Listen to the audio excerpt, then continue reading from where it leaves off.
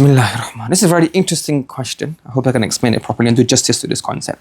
Somebody asked Thani rahmatullahi alayhi regarding this Persian poem. I'll try to read it, but I don't even know Persian, but I can probably, hopefully it's not too wrong.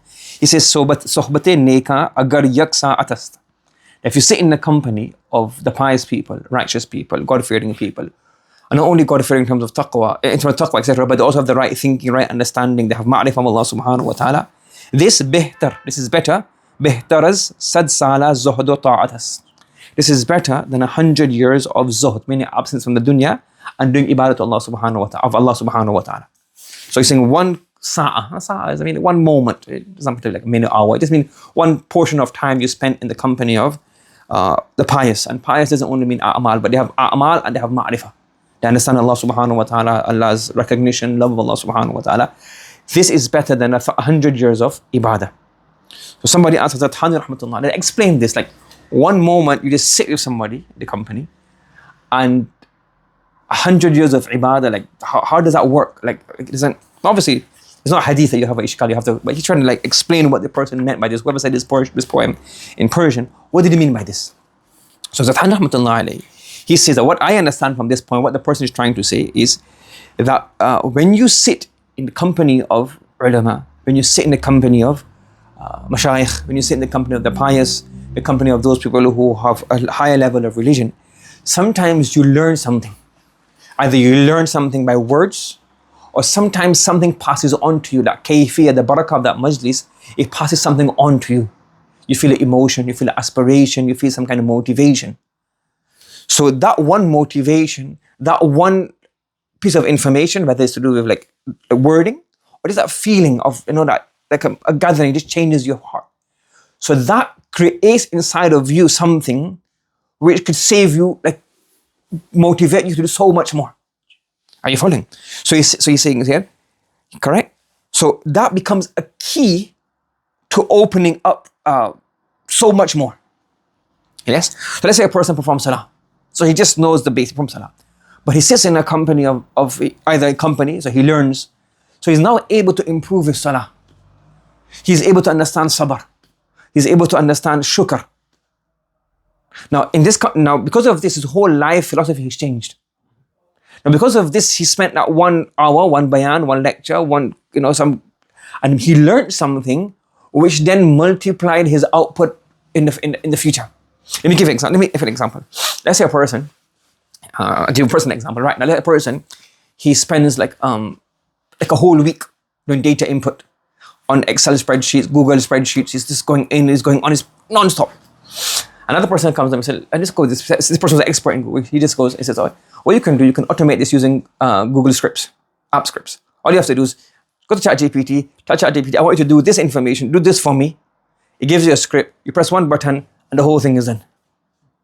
So that just him learning that, okay, if I use ChatGPT and the app scripts, it can automate something. He's now saved weeks of work. Are you following? So manually entering data, manually ticking off something, manually sending emails.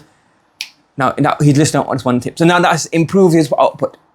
So similarly, when we learn, our knowledge increases, our ma'rifah of Allah increases, then you are able to then bring more out of what you're doing. So he's saying here that, so that 1 hour, or that one sa'a, or that one the portion of time you spent in the company of the ulama, of the mashayikh, of the ahlul ilm, ahlullah, the ahlul ma'rifah, it multiplies your output. So that itself is a potential, it's not necessary. So let's say, for example, somebody is very good at Google Sheets.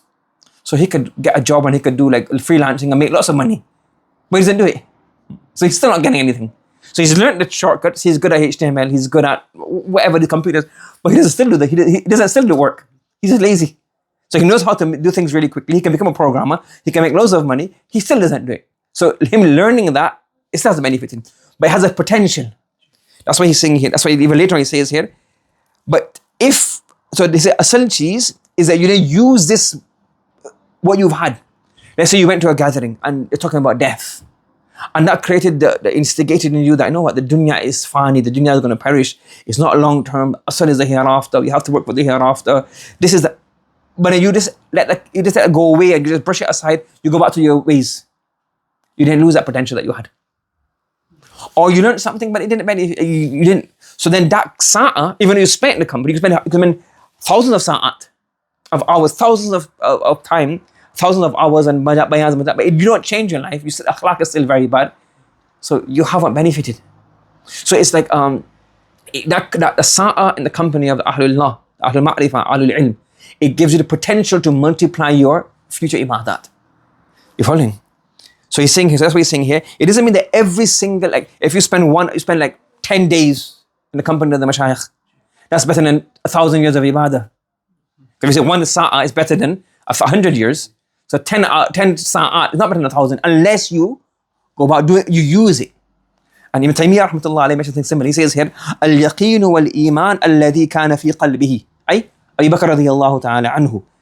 La yusawi fi ahad. Nobody can match the iman and yaqeen that he had. And his opinion is, فما سبقهم أبو بكر رضي الله عنه بكثرة الصلاة ولا صيام.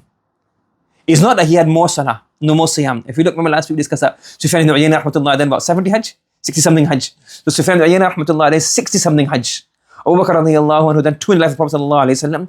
I'm not sure in his lifetime he may have done maybe 2 more hajj. So maybe maximum 4 hajj that we know of in Islam, in Jahili we know of. So there are 4 hajj. But Sufyan ibn Uyaynah rahmatullah alayhi is 60 hajj. He can't match the 60 hajj can't match the 4 hajj Abu Bakr radiyallahu ta'ala anhu. There's not even a question, never discuss.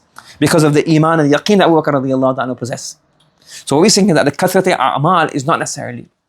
And also sometimes you have another way of looking at it as well. Let's say for example, you learn how to, your iman becomes strong.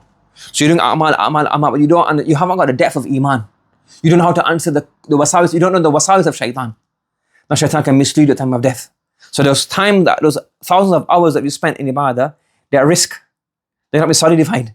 As opposed to, like, you might have invested £1 million, but in a very unstable market. And if your knowledge of what's stable, you invest in a stable market, £10,000, but you got more output.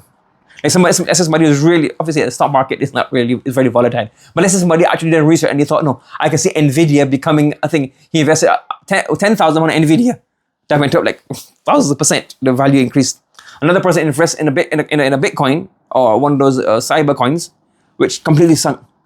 So they both spent 10,000. One 10,000 becomes 0, or one 10,000 becomes millions. So it's this kind of knowledge, this insider insight. They call insider trading, isn't it? Insider insight. So this is what they mean by this. That this insider insight will help you multiply your output. It will save you from loss. And if you use this sa'at, if you use what you have learned, that's what he says here. इसीलिए कहता हूँ कि बदूं अमाल न कुछ एतबार है अक़वाल का न अहवाल का न कैफियत का.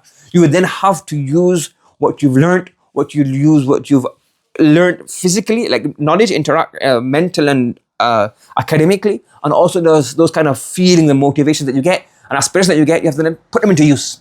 Then you will say the sa'ah, the potential of the sa'ah that you spent in the company of the Ahlullah, this has now multiplied your output. Are you following? So another similar example, they say, okay, you have a multiply factor. So one person does 1 salah, now based on your ilm, your ma'rifah, your understanding of Allah, your love for Allah, the yearning for the hereafter, multiply it by 100 or multiply it by 0.1 because you don't know how to perform salah properly. Ikhlas is not there. So your 1 salah value is 0.1 because it multiplied by 0.1. Or you multiply it by 1,000, it goes up. So the same amal can multiply multifold depending on your factor, your multiplication factor. This is what he's explaining regarding the company of the awliya. Allahu alam. Allah subhanahu wa ta'ala gives tawfiq.